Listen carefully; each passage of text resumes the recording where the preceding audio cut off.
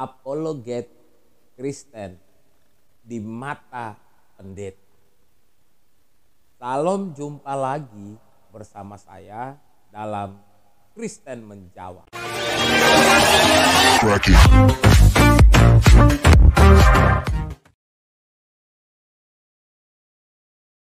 Bagaimanakah pandangan para pendeta terhadap apologet Kristen? Apakah keduanya bisa berjalan bersamaan ataukah saling berlawanan? Mari kita saksikan dulu tayangan video berikut ini. Banyak orang sekarang, saudara, jadi YouTuber Kristen, lalu menyebut diri apologet. Lalu dia salah-salahkan pendeta lain, tembak orang dengan ayat-ayat. Waduh, rasa diri paling pinter, paling benar. Dan saya mau bilang, kalau orang mau pansos, menaikkan ratingnya, subscribernya, viewernya, dia cari topik-topik yang kontroversial, serang orang sana sini. Dan yang diserang mesti pendeta-pendeta yang terkenal. Supaya apa? Orang akan melihat, siapa itu? Nobody. Nggak ada orang kenal, tiba-tiba menjadi somebody karena dia berani menyerang pendeta A, B, C, D. Lihat track recordnya, lihat buahnya. Siapa dia? Menggembalakan di gereja mana? Pelayanannya apa? Buah-buahnya apa? Kadang nggak jelas, saudara sekalian. Dan kita terpesona dengan orang semacam itu. Imanmu akan digerogoti, hatimu akan pahit. Mereka menyebut diri apologet, saya menyebutnya preman rohani. Baru-baru ini seorang pendeta senior yang adalah pendeta di sebuah gereja besar. Bahkan beliau adalah seorang ketua sinode di organisasi gereja itu. Dalam sebuah khotbahnya, pendeta ini mengatakan bahwa para apologet Kristen itu hanya cari sensasi saja.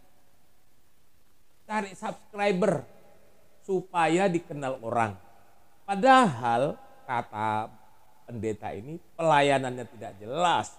Gerejanya entah di mana, pelayanannya bagaimana. Bahkan pendeta ini mengatakan bahwa apologet Kristen itu adalah preman rohani. Terlebih dahulu kita menyaksikan tayangan video berikut ini.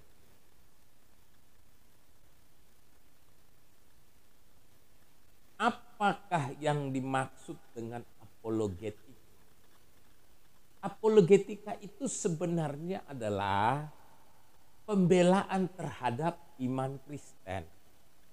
Jadi para apologet Kristen ini dalam konten-kontennya atau dalam seminar-seminarnya atau bahkan dalam khotbah-khotbahnya, mereka itu memberikan jawaban atas keraguan orang atau mempertahankan iman Kristen dari serangan-serangan yang berusaha melemahkan dan menghancurkan iman Kristen. Itulah tugas sebenarnya dari apologet Kristen. Iman Kristen itu sering mendapat serangan dari luar sehingga iman Kristen itu harus dibela atau Kristen itu harus memberi jawab. Tetapi terkadang juga serangan terhadap kekristenan itu datangnya dari dalam kekristenan sendiri. Kok bisa? Ya, karena memang ada juga hamba-hamba Tuhan yang tertentu yang dianggap tidak memberikan ajaran yang sesuai dengan iman Kristen. Sehingga para apologet perlu untuk meluruskannya atau perlu untuk memberitahunya atau perlu untuk memberikan warning, kira-kira seperti itu. Walaupun terkadang tidak mudah untuk mengingatkan para pendeta, karena bisa saja para pendeta merasa bahwa para apologet ini hanya cari sensasi. Bisa saja para pendeta itu beranggapan bahwa para apologet ini supaya dikenal orang. Sehingga kemudian dia makin populer, tapi pendeta ini mengatakan bahwa ajarannya kita juga belum tahu. Nah, bahkan lebih ekstrim lagi dikatakan bahwa apologet Kristen itu preman-preman rohani. Mengapa sampai pendeta bisa mengatakan para apologet itu adalah preman rohani? Di dalam kita memberikan pembelaan terhadap iman Kristen atau di dalam kita berapologetika, apalagi ketika yang kita hadapi itu adalah sesama hamba Tuhan, kita perlu berpikir lebih bijaksana.